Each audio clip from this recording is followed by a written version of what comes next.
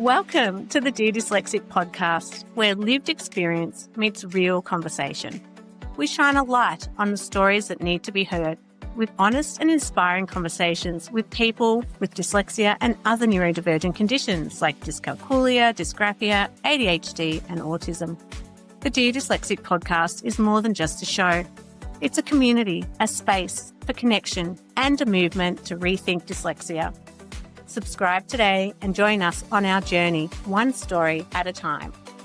I do sometimes get sidetracked in unpacking the dishwasher or hanging out the washing or doing half and half and then going back to work and thinking, what was I doing again? But there's so many benefits to working from home that I just love now. And I mean, our team is global and we don't have any offices. We all work from home. And as we get bigger, we're lucky enough to be able to come together more frequently to bring, well, at least the Australian team together. But yes, that's enabled different people from different backgrounds to be able to work from home in ways that they couldn't before. That's been really exciting. And we get the opportunity to hire amazing people then because of the way that we're structured. And the majority of us are neurodivergent. So again, that's, for them being able to work from home is really helpful to be able to do different things and take those breaks when you need it. And but sometimes it is easy to get distracted by the dog. I agree. Look, you can get distracted by the dog. You could get distracted by, like you said before, hanging out the washing.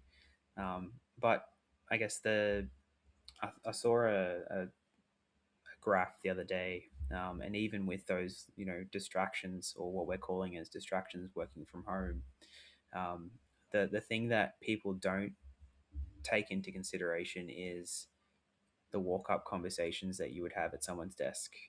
They're going for coffees, they're going for lunches. All of that was productivity that was taken away from you being able to deliver an outcome inside of an office setting. Since coming home, you might have a quick lunch because you've got back-to-back meetings, or you've got a full day of Teams meetings that you need to deal with. So having those micro distractions of going and hanging out some washing or giving the dog a cuddle briefly, that is still less distraction time than what you actually had in the office full time. Yeah, and I often forget to have lunch because I'm working straight through, so I don't even take that lunch break I would have taken if I was in the office because, you're often socializing and taking that time to connect in with your team when you're together, which, wouldn't be classified as a distraction. But yes, if you go and hang out the washing, then you're being distracted and you're not being productive. That's right. Really, if I hang out the washing now, it means I can probably work longer later because it's done and dusted, and then I can go and pick up Ava. So yes, it's a different way, isn't it? But coming back to your to the beginning of your journey, how old were your children when they were diagnosed?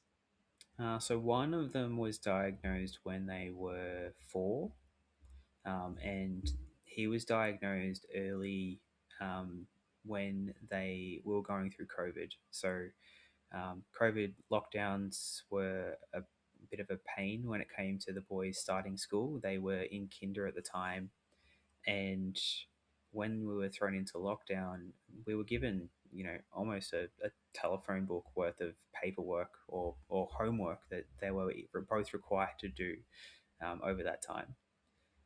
One son would go and do it and smash it out, his daily tasks out, and then he had the entire day to go and do whatever else he wanted. The other one um, would refuse to do the work, or would sit in front of the work for several hours and only get maybe one page done. So we noticed that there were differences between them both, and we weren't quite sure what was causing that.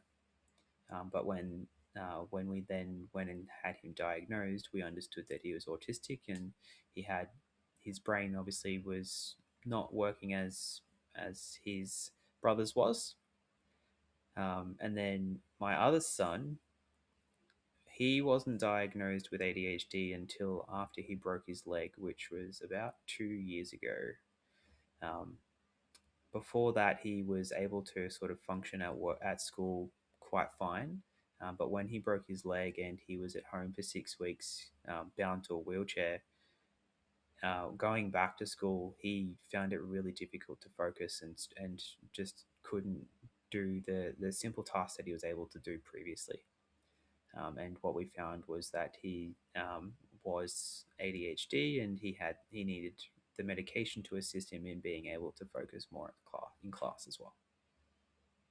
What do you think that trigger was when he broke his leg? Do you think it was just that then it made it become more noticeable for you? Was it because before he was moving about a lot more and like he could use his energy in different ways? I think that was probably a big portion of it. So prior to breaking his leg, he was quite physically active. Um, After breaking his leg, he wasn't allowed to do sport for 9 months because Wow. he snapped his femur in two. So the doctors just went, no sport, otherwise you're going to break it again. And they were like, oh, okay. So for him, that was a really big impact because it impeded his ability to go and do the things that he loved the most, like Mm. parkour. Um, so not having that ability to have an outlet to get rid of that energy that he was originally burning through sport or other activities, I think really impacted his ability to focus in class. Yeah. Yeah. That physical energy um, can be really obvious if you don't get to use it up during the day. By the end of the day, it feels like it's stored in there and it all explodes out at the end of the day. Yeah, no, I agree. I mean, even in myself, um, if I'm stuck in meetings all day and I haven't had an opportunity to go for a run or go to the gym, I struggle to just focus on being able to do something. So it's normally, hey, wife, can you look after the kids? I need to go for a 30-minute run just to burn off some energy, and then I'll come back and we can go back to doing things ourselves. Um, but yeah, it's challenging, but I think if you can balance it, it works well. And so, what are the strategies you've put in as a family, having both your boys neurodivergent? How does that work day to day? Because, as a neurodivergent parent, I find it quite challenging, especially at the end of the day, trying to regulate my emotions. Um, and I don't have physical energy, I have internal energy that, like, where my brain doesn't stop all day. Um, and so, by the end of the day, you're mentally very, very tired. So, how do you manage two neurodivergent children when you're both working and, you've got lots of other competing priorities? Like, what are some of the things that really help your family manage? Look, I think it's extremely hard to kind of we all struggle. Um, I think the one thing that helps myself, as I said before, was going for a run. I typically go for a run in the morning to kind of self regulate myself. Um, and then with the boys, it's trying to manage their expectations around access to things like devices or TV. Um, Although it's a great opportunity for them to wind down at the end of the day, at the same time we need them to be able to still be able to focus on their ability to do their homework that is required from the school. So we limit what we've done is limit things like TV time, or we've set screen times on their, say, iPads or their switches so that they, say, only get 30 minutes of switch time between the time they get home from school and, say, 5 o'clock, and then their iPads are locked from 7 o'clock, so that we've got an hour before bedtime to do that wind down, that ability to have the showers, sit down and do a reader, um, and just have no screen time for that hour before bed, because I think that helps them start to regulate themselves, and then they can jump into bed and they normally listen to an audio book or just some music, and they often drift to sleep from there. Yeah, screens are a big issue, aren't they? Yep. And I find that like it takes up to an hour and a half to get to sleep after we've had that hour of wind down. that's really hard. The physical energy she still has at the end of the day. I don't know how she does it. Little I'm Energizer bunnies. exhausted. And she's still got all this energy. And I think this is my bedtime. You need to be asleep.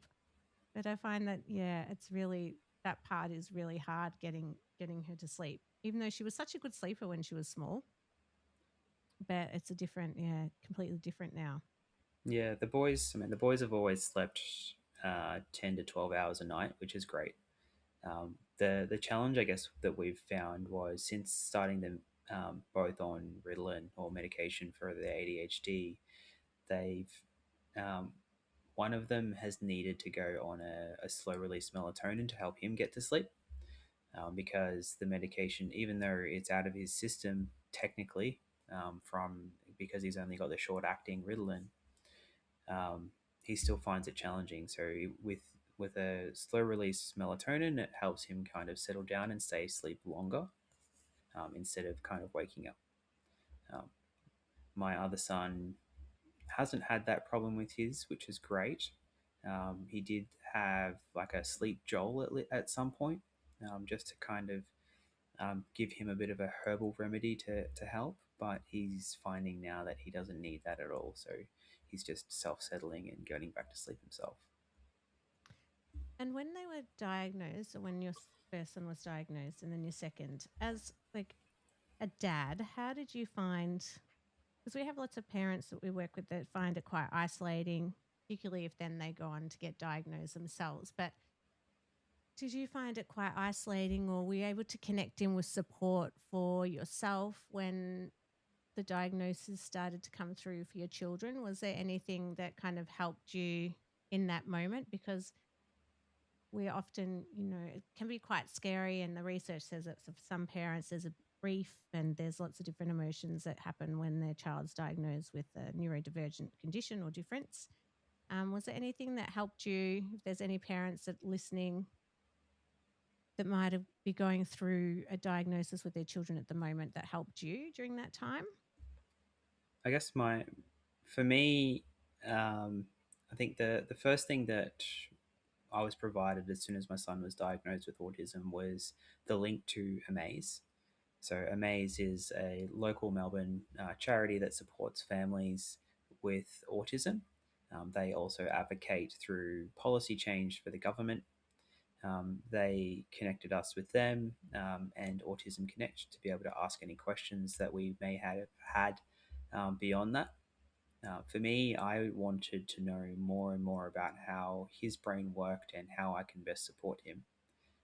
The challenge, I guess, at the time was getting the right supports in place so that I was able to not only help myself understand how to best support him, but also to ensure that he was being supported as well. I think that was probably the biggest one for me. Other than that, I have tried to find almost any book that I could possibly find to learn more about autism, ADHD, or neurodivergence in general, just to better understand how their brains work, and even potentially how my brain works. I'm not diagnosed myself, but there's a high chance, given that both ADHD and autism are like in the 70 to 80% hereditary, profile markers. So it's either come from myself or my wife at some point. If you haven't done so already, make sure you sign up to our mailing list so you can keep up to date with everything we are doing at Rethink Dyslexia. So head to rethinkdyslexia.com.au. And don't forget, if there's anything you heard today that was distressing, you can contact Lifeline on 13 11 14 or Beyond Blue on 1300 22 46 36. Thanks for listening, and bye for now.